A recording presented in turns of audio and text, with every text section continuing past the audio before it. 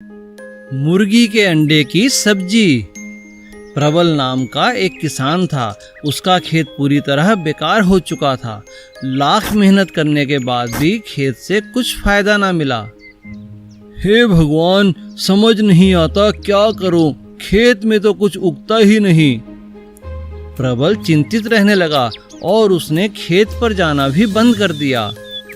कई दिन बीते। वह इतना चिंतित हुआ कि बीमार हो गया और बिस्तर से उठ भी नहीं पाता था। ये आपको क्या हो गया? अब हम कैसे जिएंगे? बेटा माधव, तुम ही कोई काम तलाश करो। हाँ माँ, आप चिंता मत करो। माधव अब दिन रात काम ढूंढता। कभी कभी खेती पर भी जाता था, पर कोई फायदा न मिलता। एक दिन माधव अंडे लेने दुकान पहुंचा। भाई, ये अंडे मुझे दे दो। कैसे दिए? 10 का एक है।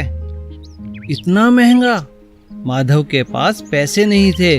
तब दुकानदार बोला, ये कुछ टूटे हुए अंडे हैं, अगर तुम लेना चाहो तो आधे दाम में दे दूंगा।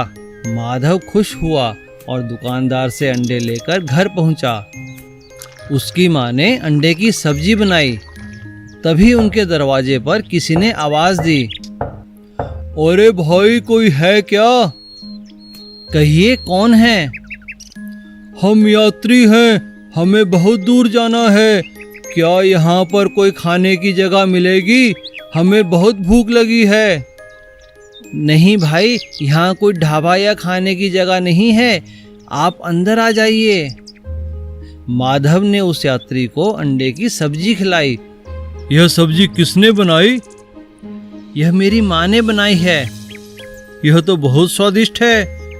अरे, मुझे तो मालूम ही नहीं था कि अंडों से इतनी अच्छी सब्जी भी बनती है। क्या तुम मेरे साथ चलोगे? मेरा बहुत बड़ा ढाबा है, मैंने कभी भी इतनी स्वादिष्ट सब्जी नहीं खाई। तुम मेरे साथ चलो और मेरे ढाबे पे चलकर मेरे साथ काम करो। हाँ हाँ, मैं आपके साथ जरूर चलूँगा। और इस तरह माधव उस व्यक्ति के साथ चला गया और मेहनत से काम करने लगा। देखते ही देखते उनके दिन बदल गए। अब उन्हें किसी भी तरह की कोई कमी ना रही। जादुई केला।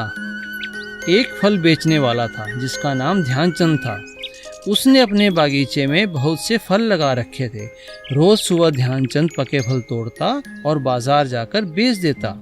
ध्यानचंद की एक बहुत अच्छी आदत थी। रोज रास्ते में उसे जो भी गरीब मिलता उसे वह एक केला जरूर देता। अरे वाह, ये ध्यानचंद तो बड़ा अच्छा आदमी लगता है। एक रोज की तरह ध्यानचंद पके हुए फल तोड़ रहा था। तभी उसने देखा कि एक तोता जमीन में गड्ढा करने की कोशिश कर रहा है। अरे रुको रुको, मैं मदद करता हूँ। तुम ये क्या कर रहे हो? मैं बीज बोना चाहता हूँ। ये बीज बोने से सोना देने वाले केले का पेड़ लगेगा। लाओ, मैं लगा देता हूँ। ध्यानचंद ने तोते की बात पर विश्वास तो नहीं किया, पर वो बीज बो दिया और हर रोज उसमें पानी डालने लगा। तोता रोज बीज देखने आता। काफी दिन बीत गए। एक दिन बीज में से एक पेड़ बाहर निकला और कुछ ही दिनों बाद उस पर सुंदर सुंदर सोने के केले लगने लगे। अब तो तोता भी उसी पेड़ पर आकर रहने लगा।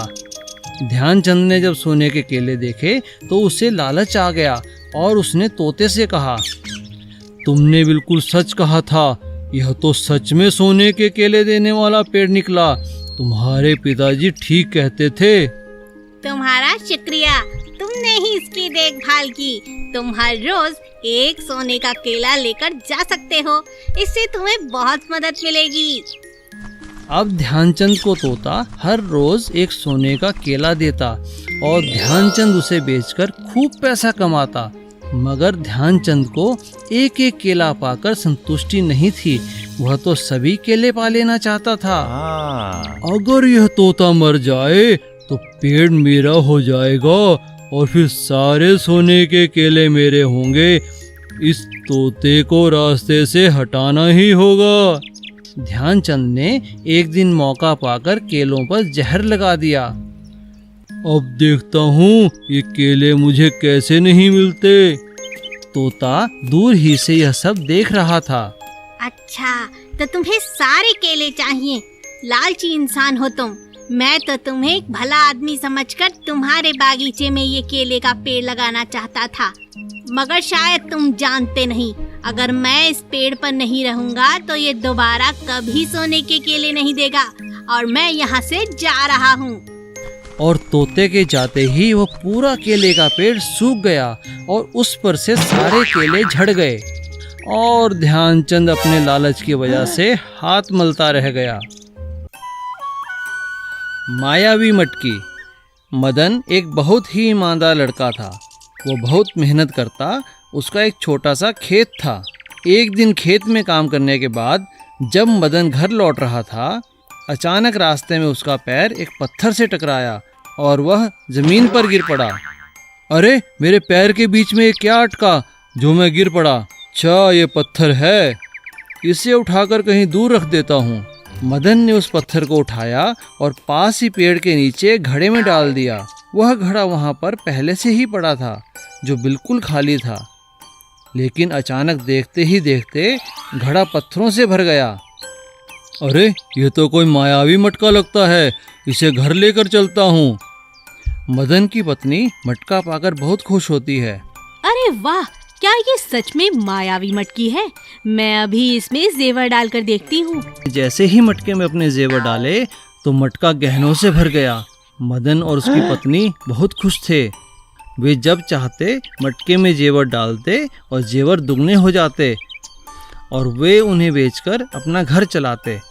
देखते ही देखते मदन और उसकी पत्नी ने अपना एक सुंदर घर बना लिया। अब वह खेत पर भी नहीं जाता। दोनों पति पत्नी बहुत खुश थे और अच्छी जिंदगी जी रहे थे। उनके पास अब किसी चीज की कोई कमी नहीं थी। जब कपड़ा चाहते तो घड़े में कपड़ा डाल देते, जब पैसा चाहते तो घड़े में पैसा डाल देते। ऐसा करते उन्हें कई दिन बीत गए। एक दिन उनके पड़ोसी श्यामलाल को उन पर शक होने लगा। अरे, कुछ ही दिनों में ये मदन इतना पैसे वाला कैसे हो गया? पहले तो बहुत गरीब था, 2 वक्त की रोटी भी नहीं थी उसके पास। अब देखो, कोई कमी नहीं है। लगता है इनके हाथ कोई खजाना लग गया है। मुझे इन पर नज़र रखनी पड़ेगी। श्यामलाल ने लगातार मदन पर नज़र रखनी शुरू कर दी। एक दिन उसने मदन की पत्नी को घड़े के अंदर कुछ सिक्के डालते देखा और कुछ ही पलों में मटका सिक्कों से भर गया। यह देख श्यामलाल की आंखें खुली रह गई। यही वो राज है जिसके कारण इन्हें कोई कमी नहीं रहती। बहुत धन कमा लिया मदन। और मौका पाकर श्यामलाल ने वह मटका चुरा लिया। लेकिन जैसे ही श्यामलाल ने अपना हाथ उस मटके में डाला, उसके कई हाथ हो गए। वह जोर जोर से चिल्लाने लगा, अरे बचाओ, अरे बचाओ, कोई तो मुझे बचाओ, मैं इस मटके में फंस गया हूँ। तभी मदन और उसकी पत्नी बाहर आए और उन्होंने मटका फोड़कर श्यामलाल के हाथ को बाहर निकाला। मुझे माफ़ कर दो मदन, मुझे माफ़ कर दो, मैंने ही तुम्हारा मटका चुराया था लालच में आकर। अच्छा हुआ ये मटका टूट गया, इसके कारण मैं भी बहुत आलसी हो गया था। जो मज़ा मेहनत की रोटी में है, वह मायावी चीज़ों में नहीं। राजू और उसकी पत्नी बहुत गरीब थे। बहुत मेहनत के बाद ही वे अपना गुजारा कर पाते थे। राजू मिट्टी के बर्तन बनाता और उसकी पत्नी उन पर रंग लगाती। सुनो जी, अब ये सब काम छोड़ो और खाना खा लो। इतने दिन बीत गए, एक भी बर्तन नहीं बिका। ना तो अब हमारे पास पैसे बचे हैं और ना खाना। आकर खाना खा लो, नहीं तो ये भी ठंडा हो जाएगा। आता हूँ, क्यों परेशान हो रही हो? सब ठीक हो जाएगा। तभी उनके दरवाजे पर कोई खटखटाता है। कोई है? भिक्षा दे दो बेटी, कई दिन बीत गए, कुछ नहीं खाया। जरूर। राजू की पत्नी ने अपनी थाली दरवाजे पर खड़ी बुढ़िया को दे दी। ये लीजिए माँ, भोजन कीजिए। बुढ़िया बहुत खुश हुई और भोजन करने लगी। बेटी, मांगो, क्या चाहती हो? तुमने एक भूखे का पेट भरा है। तुरंत बुढ़िया देवी में बदल गई। मैं तुम्हें 3 वरदान देती हूँ।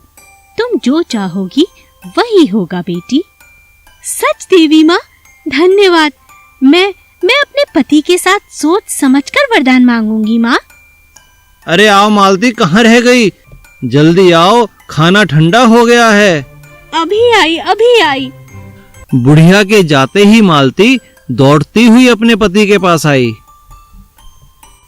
बड़ी खुश लग रही हो, क्या बात है? देवी माँ ने हमें 3 वरदान दिए हैं। अब हम जो चाहेंगे वो मिल जाएगा। जानते हो, वो बुढ़िया नहीं, स्वयं साक्षात देवी माँ थी। अरे छोड़ो, ऐसा कुछ नहीं होता।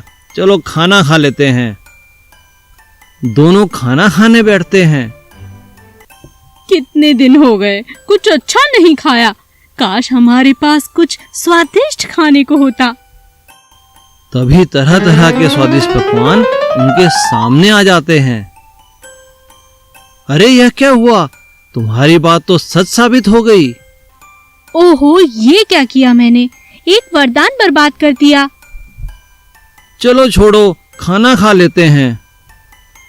यह क्या, कोई मिठाई नहीं? बिना मिठाई खाए कुछ अच्छा नहीं लग रहा।